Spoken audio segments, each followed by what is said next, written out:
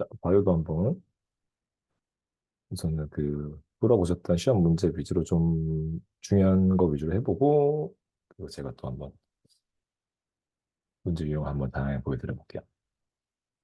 그래서 일단은, 파일 다시 한번 하겠습니다.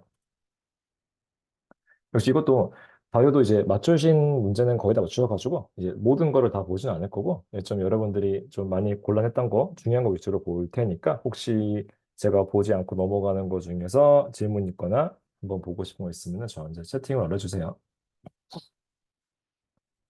자, 일단은 1번. 1번 당연히 엔자임이죠, 그렇죠? 그래서 이거를 이제 아마 틀리신 경우는 없을 텐데, 자, 엔자임에 대해서 한번 생각해 봅시다.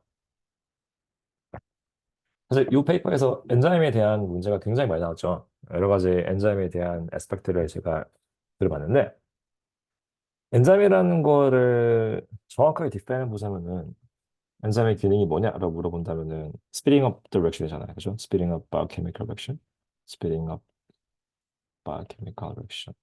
셀 안에서 발생하는 모든 리액션을 조금 빠르게 해주는 것인데요. 완벽하게 케미컬하게 생각해 보자면 엔자임이라는 것은 결국 바이올로지컬 캐탈리스트입니다.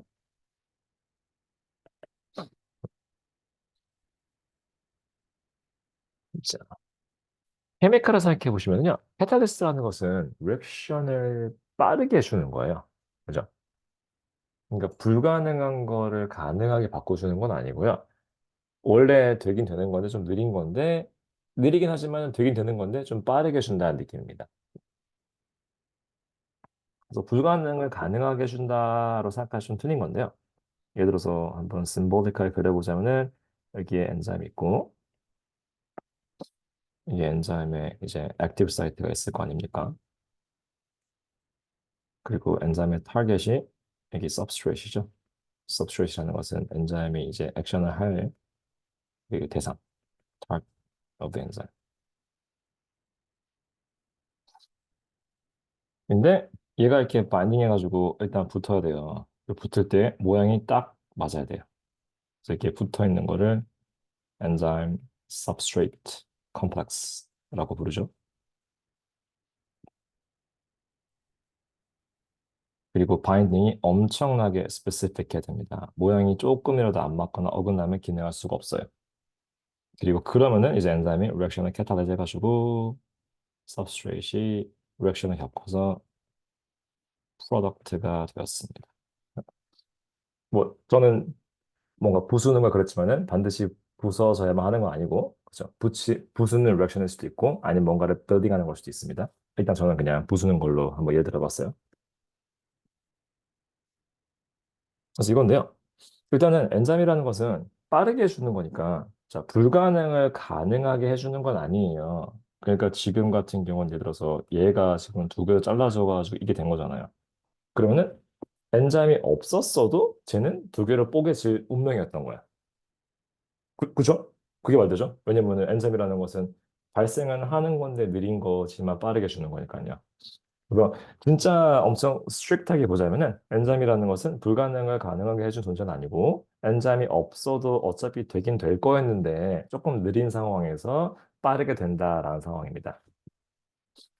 자, 그렇긴 한데 바이올로지컬하게는요 엔자임이 그냥 불가능을 가능하게 해주는 존재라고 보셔도 괜찮아요. 원래는 아니지만.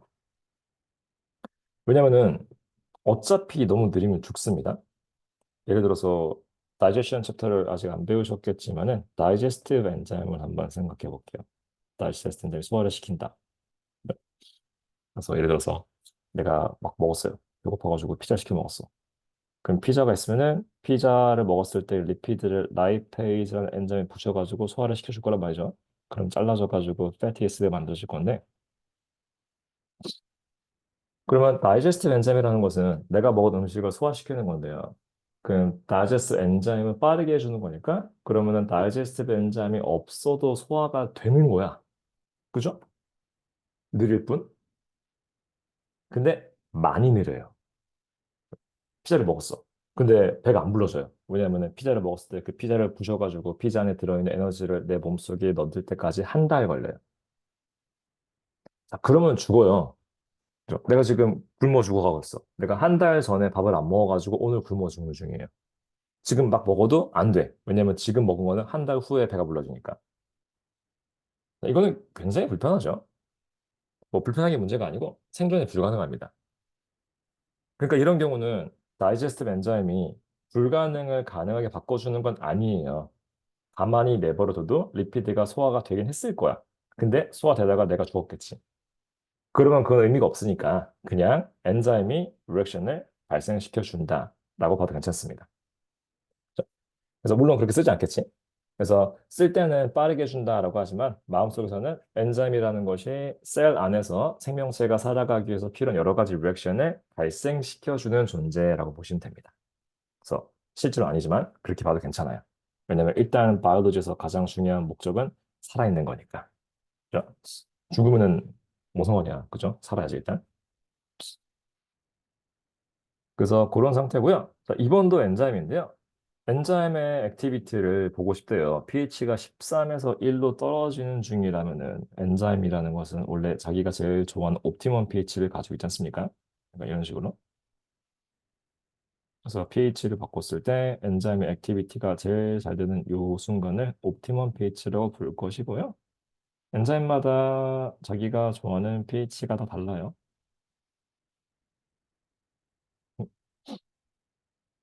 그리고 옵티멈 pH에서 벗어나면 더 기능을 못하게 되죠. 자, 이번 문제 같은 경우는 이제 엔자임이 뭔지를 안 알려줬으니까 사실 뭐 정확히 모르겠지만은 어쨌건 pH 13이라는 것은 굉장히 높은 것이고 pH가 1이라는 것은 굉장히 낮은 거니까 13에서 1로 가다 보면은 분명히 옵티멈 pH를 지나갈 겁니다. 그러니까 액티비티가 올라가다가 떨어진다가 맞는 말인 것 같아요. 그래서 2번은 D였고요. 3번은 넘어갈게요. 4번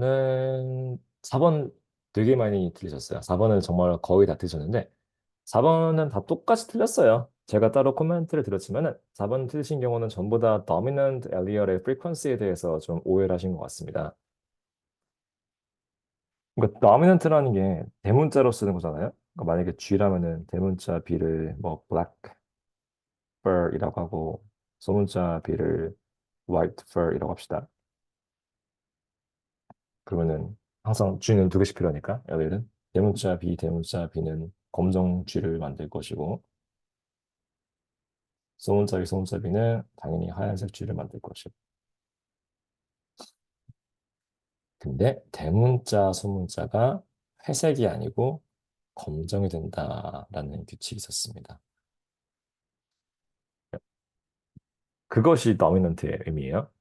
대문자랑 소문자가 같이 있을 때 대문자가 이기니까 소문자를 무시할 수 있다라는 겁니다. 정확하게 디파인 해보자면은 헤테로자이고 있을 때도 표현 가능하다고요. dominant 정확한 데피니션은 can be expressed in heterozygous individuals.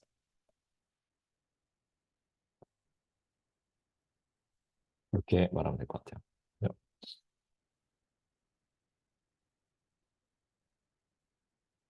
그러니까 dominant는 recessive랑 같이 존재할 때 recessive의 성질을 약간 무시하고 dominant의 성질만 발생시킨다는 것이지 소문자랑 싸워서 이긴다는 것이 꼭 대문자인 애가 시간을 지나면서 점점 프리퀀시가 증가할 필요는 없어요.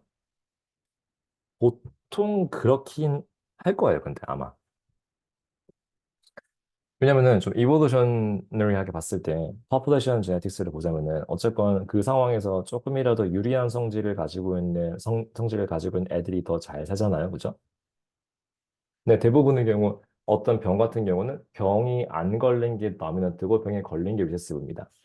그럼 병에 걸린 놈은 죽어버리든가 아니 병에 걸려가지고 오래 못 사니까 확률적으로 도미넌트한 것이 더 많아지긴 하거든요. 대부분의 경우. 근데 그건 대부분이지 반드시가 아니기 때문에 안 될 것 같아요. 그래서 보통 도미넌트가 조금 더 유리한 성질이긴 해. 근데 꼭 그런 게 아닙니다. 예를 들어서 쥐 색깔 같은 경우는 검정이냐 하양이냐가 딱히 유리하고 불리하고 있는 건 아니거든요. 그죠? 뭐 검정과 하양 중에서 어떤 게 더 좋은지는 쥐들이 살아가는 환경에 따라 달라질 것 같아요. 그리고 가끔씩 헌팅턴 같은 거는 병에 걸린 것이 더미넌트인 경우도 있고요. 인간 기준으로는 대머리가 더미넌트입니다. 대머리가 생존에 유리하지 않잖아요, 그죠? 대머리가 생존에 유리할 글쎄 야생에서 좀 안 보이나? 많이 그건 없어 그죠? 그냥 그거는 약간 병은 아니지만 어쨌건 디펙트니까 그래서 무조건 더미넌트가 좋은 건 아닙니다. 그래서 4번을 많이 틀리셨고 5번은 한 반반 정도였는데요. 5번은 일단은 디내처레이션이라는 게 뭔지 아니까 디내처레이션 데피니션을 기억하셔가지고 다 잘 풀긴 했어요. 근데 이제 5번을 틀리신 경우는 아미노애시드 때문에 프로틴의 모양이 망가진다는 건 알았는데 그 과정에 대해서 조금 오해를 하시는 경우가 있었어요. 예를 들어서 A번 같은 경우는 아미노애시드의 오더를 바꾸진 못해요. 그거는 이제 뮤테이션 때문에 DNA 시퀀스가 바뀌어야지만 혹은 RNA 시퀀스가 바뀌어야지만 가능한 거지. 디내처레이션은 애미노애시드 시퀀스는 유지했지만은 그거를 접는 과정에서 폴딩 할 때 잘못되는 거 말하는 겁니다. 그래서 그 애미노애시드가 서로 붙어 있는 컨덴세이션으로 만들어진 그 상황, 그거를 바꾸지 못하고 그 다음에 뭐 하이드로젠 본드라든가 그 여러 가지 본드들 때문에 접히는 걸 방해하는 거죠. 그래서 그거랑 6번은 하나 적은 거로 고르는 거예요. 그렇죠? 23개의 물질이 있으면은 그 사이사이가 필요한 거니까. 그리고 나머지는 괜찮고, 역시 제일 중요한 거는 9번이었어요.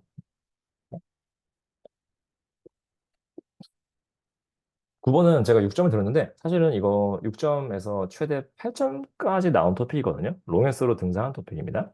그래서 너무너무 중요한 거니까 한번 자세히 가보자. 일단은 엔자임의 에펙트에 영향을 미치는 게 총 세 가지가 있지 않습니까? substrate concentration고요. pH하고 temperature.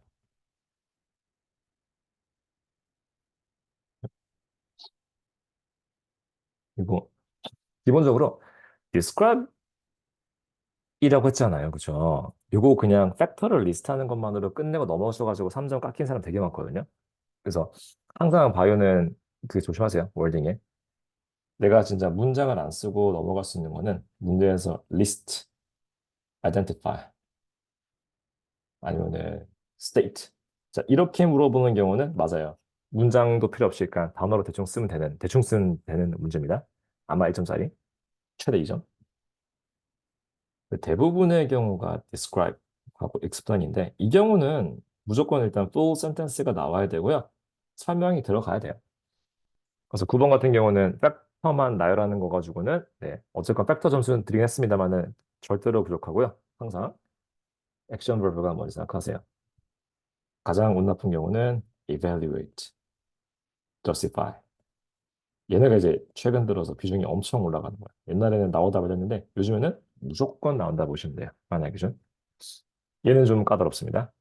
evaluate랑 justify 아니면 discuss hypothesis 뭐 이런 거는 일단은 기본적으로 pros and cons를 따져가지고 이럴 수도 있고 저럴 수도 있는데 이게 더 맞는 것 같아요. 저게 더 맞는 것 같아요. 이런 식으로 좀 굉장히 크리티컬하게 들어가야 돼요. 그래서 깊게 들어가는 편이고 저거는 최소 3점, 보통 4점 줍니다. 단발성 하나의 문제로. 그래서 이걸 조심하세요.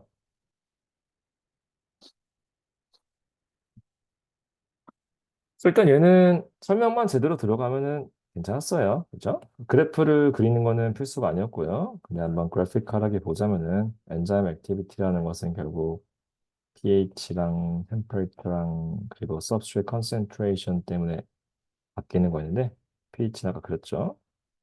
템퍼레이처는 그리고 얘가 이렇게 될 건데요. 일단은 pH랑 템퍼레이처는 둘 다 비슷해요. 옵티멈이 있습니다. 근데 그래프를 좀 더 자세히 그려보자면은 템퍼레이처는 여기만 좀 스티프하고요. 올라갈 땐 누워 있어요.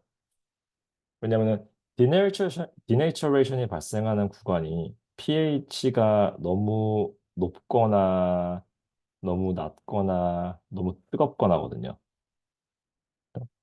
너무 추운 경우는 디네이처레이션이 아니고 그냥 추워서 느리다입니다. 그래서 이거는 온도가 올라가면 올라갈수록 점점 잘 되는 거라 가지고 서서히 올라갑니다. 물론 뭐 그래프 그릴 때 그거 가지고 점을 긋지 않습니다. 근데 일단은 좀 달라요. pH는 좀 더 이렇게 양적으로 스티프한 뾰족한 그래프고 템퍼처는 올라갈 때는 약간 이렇게 뭐 45도로 올라가다가 갑자기 뚝 떨어지는 그런 그래프죠. 그리고 substrate concentration은 당연히 substrate이 많으면 많을수록 더 잘 되지만은 어느 순간 maximum capacity가 되고 그 이상은 의미가 없다. 하지만 나쁠 건 없죠.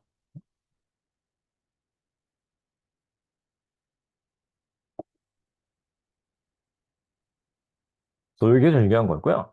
일단은 요거는 바이오 서술형 같은 경우는 팩 베이스로 물어보는 거라 가지고 내가 얘네가 어떤 식으로 답하라는 건지만 눈치챘으면은 점수를 읽지 않을 수 있을 거예요.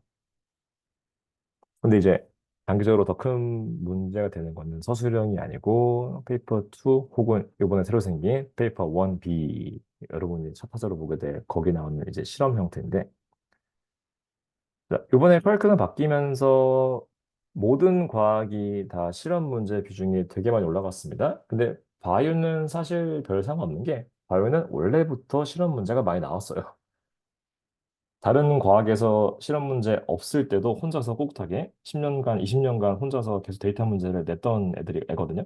그래서 바이오로지 같은 경우는 사실 커리큘럼 바뀌었을 때 크게 영향받지 않았습니다. 물론 데이터 문제 비중이 올라가고 좀 더 점수가 올라가긴 했지만은 유형은 뭐 비슷하거든요. 대신에 세상에 존재하는 바이오 데이터 문제가 훨씬 많기 때문에 이제 내신 대비할 때 조금 빡세죠. 학교에서도 그런 거 물어볼 거니까. 그래서 여러분도 이제 학교에 따라서는 첫 학기부터 바로 그런 걸 좀 막 세게 때린 경우가 있고, 근데 대부분의 경우 첫 학기에는 그냥 백그라운드 위주로 쇼트 앤서 같은 거 많이 내고 멀티플이나 이제 좀 이제 세컨 세메스터나 12학년 올라가면서 좀 이렇게 이런 거 많이 물어보거든요. 근데 일단 파이널 기준으로는 비중이 엄청나게 커요. 페이퍼 2에서 일단 길게 하나 먹어버리고 최소 15점짜리로 그리고 페이퍼 1B에서도 좀 계속 나오기 때문에 그래서 일단은 한번 보자. 티피컬한 example 한개 보여드려 볼게요. 엔자임에 대한 아주 티피컬한 데이터 문제거든요. 한번 생각해보자. 사이클로옥시제네이즈라는 엔자임이 나왔습니다. 처음 들어보는 거 맞고요. 안 배우신 거고요. 그리고 영원히 안 배웁니다. 원래 데이터 문제는 그냥 안 배운 거 막 내요. 왜냐하면 지식을 알고 있느냐 모르고 있느냐가 중요한 게 아니고 그냥 주어진 정보를 보고 최대한 판단해봐라가 포인트니까. 그래서 뭔지 모르는 게 정상입니다. 사이클로옥시네이즈, COX가요, 인플레메이션을 발생시킨다고 하네요. 그럼 아프대요. 그러면은 이거를 조금 줄여버리면은 안 아플 수도 있지 않을까를 보는 것 같아요. 페인킬러 만들고 싶대요. 에너제틱스가 페인킬러인데요. 그래서 내가 다이파이론이라는 약을 썼을 때 과연 페인킬링 액티비티가 있을 것인가에 대해서 실험해 봤대요. 그래서 그래프 보니까 자, X축이 independent variable, 이 diapyron concentration, Y축이 dependent variable, 이것이 enzyme amount, enzyme activity. 그러니까 다이파이론을 바꿨을 때 COX 1, 2, 3 엔자임이 어떻게 영향을 받는지를 한번 살펴보겠답니다. 자, 굉장히 사실 심플한 상황이에요. 심플한 상황인데 점수가 2점, 2점, 2점 좀 크네요. 상황에 비해서는. 첫 번째, outline the relationship between the diaphragm concentration and the sensitivity 이렇습니다. outline. outline은요, 그래프에 대해서 엄청나게 superficial하게 말하시는 거예요. 그러니까 그래프가 올라가요, 내려가요, 떨어져요. 이런 걸 말하는 거지. 여기서 이런 일이 발생해서 떨어지는 거예요. 이런 식으로 이유를 밝히거나 깊이 있는 분석을 물어보는 거 아닙니다. 그래서 여기서 그런 거 해봤자 전혀 안 줘요. 아웃라인은 그냥 그래프를 정말로 그래프를 문장으로 바꿔 써라. 이 정도 수준입니다.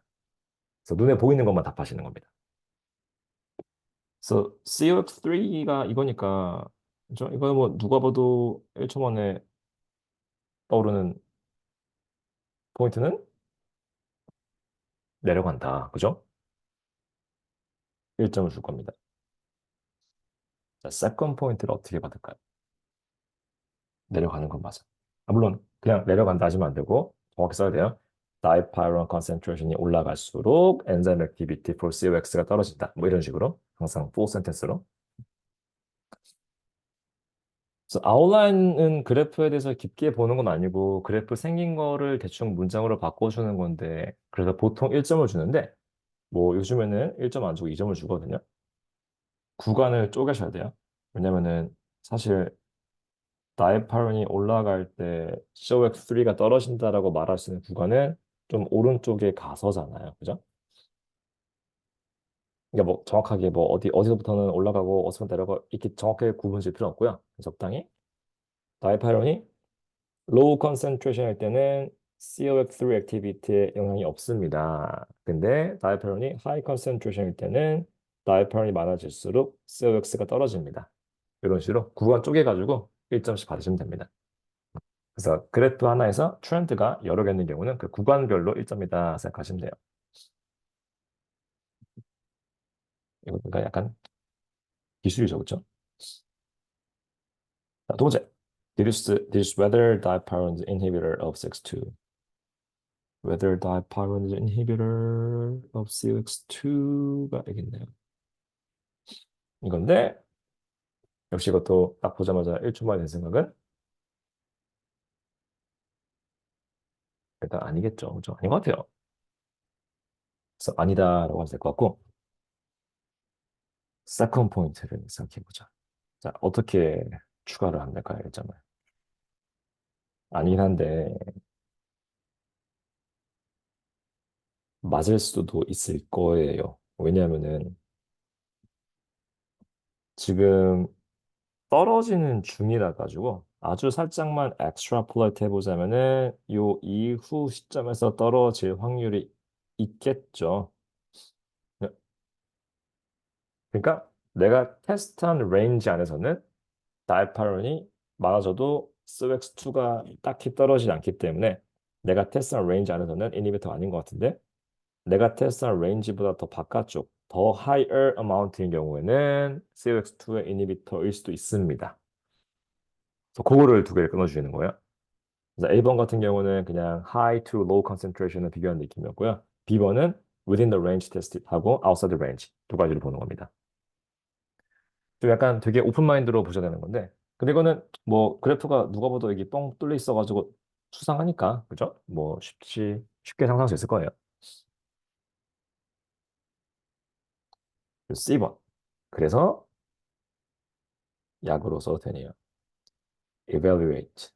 무조건 그렇다 아니다가 들어간다고 보셔야 됩니다. 2점이니까 하나씩 하면 되겠네요. 이게 좀 옛날 거라서 2점이고요. 요즘 거였으면 3점일 거예요. 요즘에는 evaluate로 2점 잘 안 주거든요. 3점 많게는 4점인데 이거는 4점까지 줄 만한 분량은 아니고 3점은 뽑을 수 있습니다. 한번 3점을 생각해 보죠. 자, 일단 문제 워딩을 보시면요. A번하고 B번이랑 C번이라서 성질이 좀 다른데요. A, B는 COX가 많아지니 적어지니? 약간 이런 걸 물어보는 건데 C번은 좀 더 어드밴스 됐죠. 그래서 뭐 알겠다. 그래서 약으로 먹어도 돼? 이걸 물어보는 거니까 좀 더 컨클루시브하게 전체를 봐야 될 것 같아요. 일단은 될 것 같긴 해요. 만약에 COX1이나 3 때문에 아픈 거라면은 만약에 source of pain이 COX1이거나 3라면은 분명히 다이아파론이 높을 때 COX1, 3가 떨어지니까 페인킬러로서 기능할 수 있을 것 같습니다. 근데 만약에 source of pain이 COX2라면은 그때는 잘 모르겠어요. 안 될 것 같아요. 왜냐면 COX2는 그렇게 막 확 떨어지지 않거든요.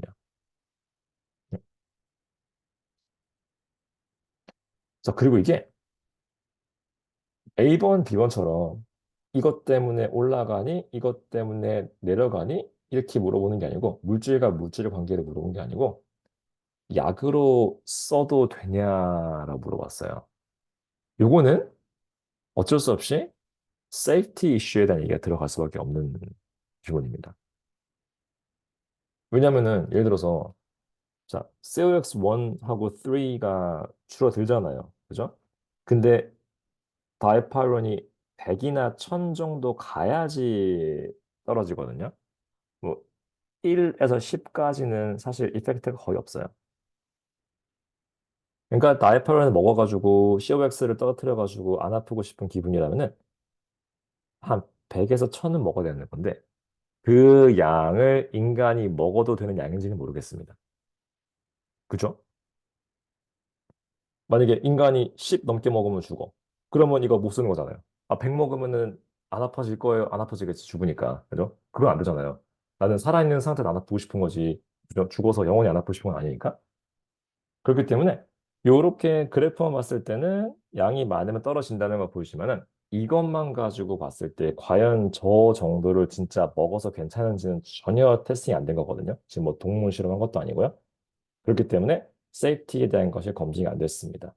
인간이 하이 컨센트레이션일 때만 이게 이펙트가 있는 것 같은데 과연 하이 컨센트레이션이 인간이 먹어도 되는 양인지 모르겠습니다. 그래서 3, 4였다면 거기까지 들어가야 될 것 같아요. 약간 뭐 좀 뜬금없다라고 느낄 수 있는데 뜬금없지가 않은 게 뭐 모든 경우에 그 건강에 관련된 토픽에서는 항상 그걸 물어봐요. 왜냐면 어차피 바이오로지컬 실험이 결국은 다 잘 먹고 잘 살려고 하는 거 아닙니까? 그죠? 병을 낫게 해주고 뭐 오래 살려고 하는 건데 이제 그 과정에서 세이프티 이슈가 있으면 다 망하는 거니까 그죠? 조심해야죠. 그래서 이런 느낌이고요. 특히 최근 들어서 이런 거에 비중이 커져가지고 이런 걸 조심해주세요. 이런 게 중요합니다. 그래서 제가 요거는 이제 그 시험지에 넣지 않았거든요. 좀 너무 좀 시간 관계도 있고 번거로울 것 같아가지고. 근데 어쨌건 최신 트렌드는 이런 느낌이기 때문에 요걸 한번 보여드리고 싶었습니다.